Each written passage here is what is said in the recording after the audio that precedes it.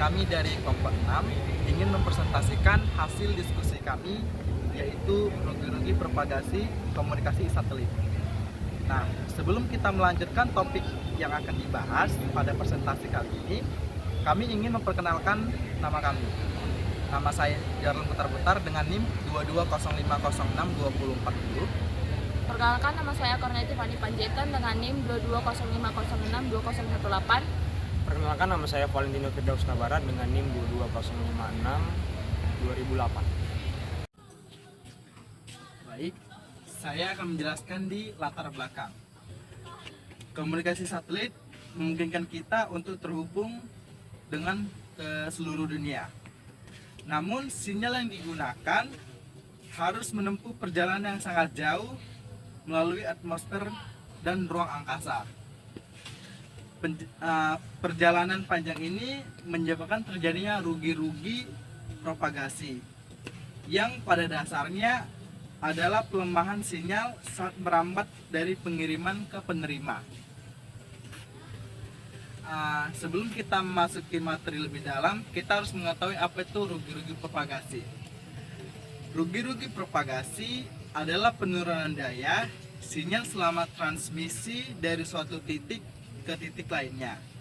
Nah, pada kasus satelit ini, di mana stasiun ground yaitu bumi akan mengirimkan sinyal ke stasiun satelit, di mana akan terjadi rugi-rugi propagasi di antara pengirim dan penerimanya, yaitu di tengah-tengahnya itu, seperti bisa jadi di atmosfer atau redaman hujan, atau bisa jadi redaman interferensi matahari.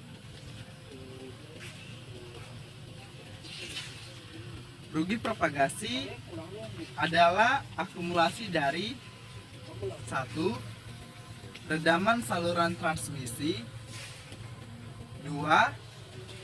Redaman ruang bebas atau free space loss, yang ketiga redaman oleh gas atau atmosfer, yang keempat redaman hujan.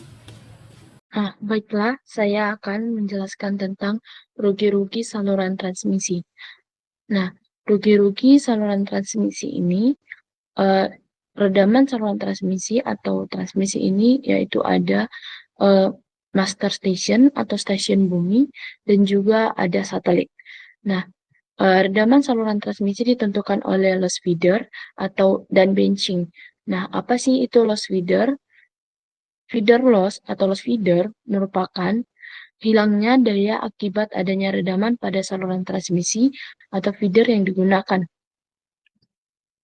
Pada prinsipnya, redaman saluran transmisi ini hilangnya sepanjang feeder, sehingga redaman feeder identik dengan panjang dari feeder tersebut atau panjangnya saluran transmisi tersebut. Nah, untuk sistem di atas 1 GHz atau WGREL lebih efektif daripada kabel koaksial. Sedangkan redaman benching itu adalah loss atau redaman atau hilangnya daya akibat adanya redaman pada percabangan filter RF atau pada transmitter dan receiver yang menghubungkan satu antena dengan antena lainnya.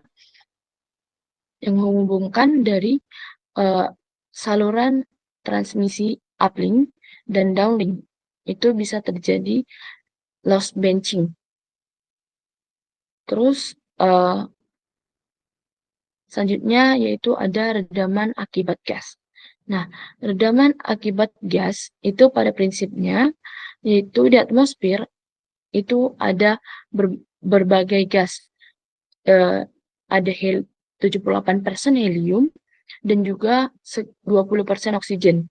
Nah, gas-gas atmosfer ini akan menyerap sebagian dari energi gelombang radio yang dimana pengaruhnya tergantung pada frekuensi gelombang dan tekanan udara dan temperatur udara.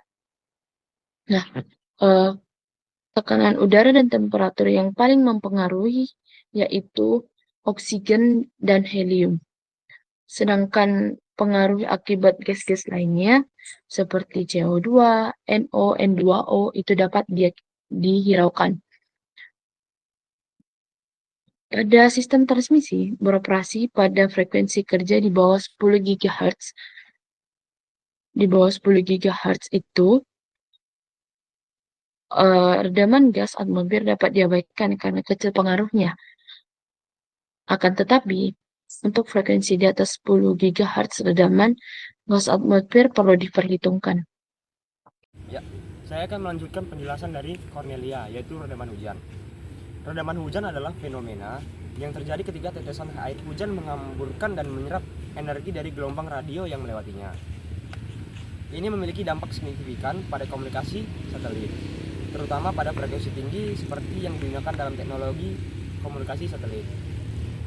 Tetes-tetes hujan menyebabkan penghamburan dan penyerapan energi gelombang radio yang akan menghasilkan redaman yang disebut redaman hujan. Biasanya redaman tergantung pada besarnya curah hujan. Ya, baik selanjutnya yaitu materinya tentang redaman ruang bebas, yaitu free space loss. Jadi, redaman ruang bebas merupakan fenomena hilangnya kekuatan sinyal saat gelombang elektromagnetik seperti gelombang radio bergerak di ruang bebas tanpa adanya halangan atau hambatan fisik. Redaman ini disebabkan oleh penyebaran alami gelombang di udara antara pemancar dan penerima. Semakin jauh jarak antar pemancar dan penerima, semakin besar pula redaman yang terjadi. Adapun perhitungan redaman ruang bebasnya menggunakan rumus model propagasi umum free space loss sebagai berikut.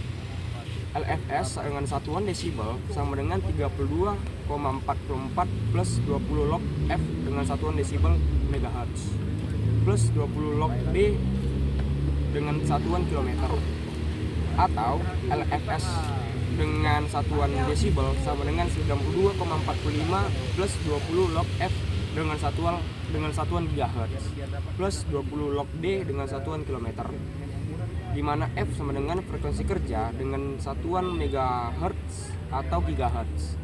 D sama dengan jarak stasiun bumi dan satelit dengan satuan kilometer. Selanjutnya yaitu interferensi matahari. Interferensi matahari atau sun outage adalah fenomena yang terjadi ketika stasiun bumi, satelit, dan matahari berada pada satu garis lurus. Kondisi ini menyebabkan sinyal yang dipancarkan dari satelit ke stasiun bumi terinterferensi oleh radiasi elektromagnetik dari matahari. Matahari sebagai pemancar alami gelombang elektromagnetik memiliki daya radiasi yang sangat besar sehingga dapat mengganggu sinyal komunikasi satelit. Penyebab terjadinya interferensi matahari. Matahari adalah sumber utama radiasi elektromagnetik di tata surya kita, memancarkan energi dalam bentuk gelombang radio, sinar ultraviolet, dan spektrum elektromagnetik lainnya. Ketika posisi geometris antara matahari, satelit, dan stasiun bumi sejajar, sinar matahari dapat mengganggu penerimaan sinyal yang dikirim dari satelit ke stasiun bumi.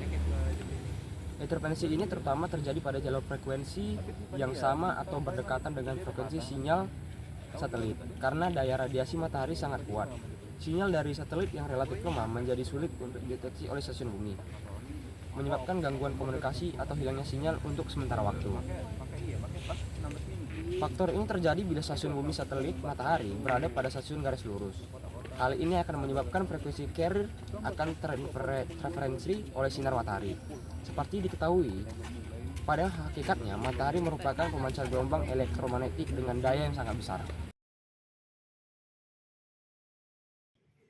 Nah, baiklah, di sini saya akan menjelaskan tentang bagaimana sih cara mengatasi dari rugi-rugi propagasi yang ada. Nah, tadi kita sudah menjelaskan tentang apa saja dari rugi-rugi propagasi dari komunikasi satelit. Untuk mengatasinya, rugi-rugi propagasi itu tidak dapat dihilangkan, akan tetapi dapat diminimalisir, seperti menggunakan antena yang lebih baik dari sebelumnya dan juga mempertimbangkan pengaturan ulang posisi dari sinyal. Lebih lanjutnya, teknik pengkodean atau modulasi yang dapat meminimalkan efek dari propagasi tersebut. Baiklah, sekian hasil presentasi dari video kelompok kami. Semoga video ini bermanfaat bagi yang menontonnya. Apabila ada kesalahan kata, tutur, atau yang lainnya, mohon dimaafkan. Sekian dan terima kasih. Dadah!